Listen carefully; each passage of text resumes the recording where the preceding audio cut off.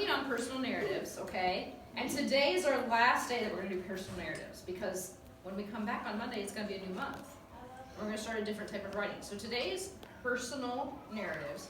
And we're going to talk about adding something that shows that our characters are having a thought, are saying something. So I'm going to scoot this over. So imagine I'm writing a story, okay? And my story is about me, and I'm wearing this pumpkin hat, okay? Are you serious? I'm totally serious. I'm wearing this pumpkin hat, and it's just fabulous, okay? Here's my hands, and this is a personal narrative, so this is me. And I'm telling you this story about what happened to me, okay? And I want to say something. Well, let's pretend like I wanted to say, it's hot.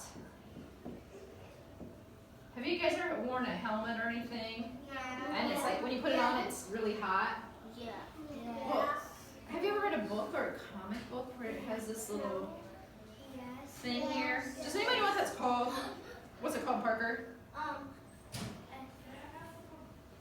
It kind of looks like a. It kind of looks like a comet. It is a comet. It's a thing that you talk. Yeah, it means the characters in the story are talking. It's called a speech bubble. Yeah, a speech bubble. And sometimes they have it just like coming out of the character's mouth. Sometimes they do it like this, and they have like little bubbles that go down to the mouth. But it indicates that a person is saying something. Has anyone ever read the pigeon books? Like, the pigeon wants to go to school, don't let the pigeon drive the bus. Well, a lot of times they'll have a pigeon and they'll have like above him, he won't be really saying anything, he'll be like thinking, and they'll just do like 3 dots to show that he's just thinking, or you're just like. But this, if you have a story that you're writing about you, and something happens, and you're like, wow, it's great. So I know, I haven't looked at a lot of your stories yet, but I looked at Daniel's story. Daniel showed his story to me. And on his story, they went to the beach, right, Daniel?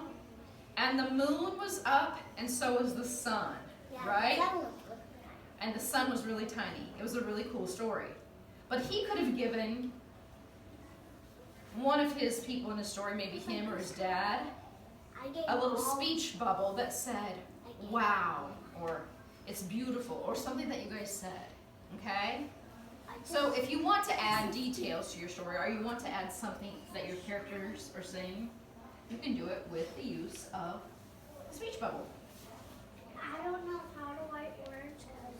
Well, how do we do words? Sound them out. Sound them out. We stretch out the sounds, and then we write down the letters that go with the sounds. Or we can use those. Or we can also use our sight words, can't we, that are over on the wall. Absolutely. Okay? And if you say no to something, we can use no. I'm all set. Okay.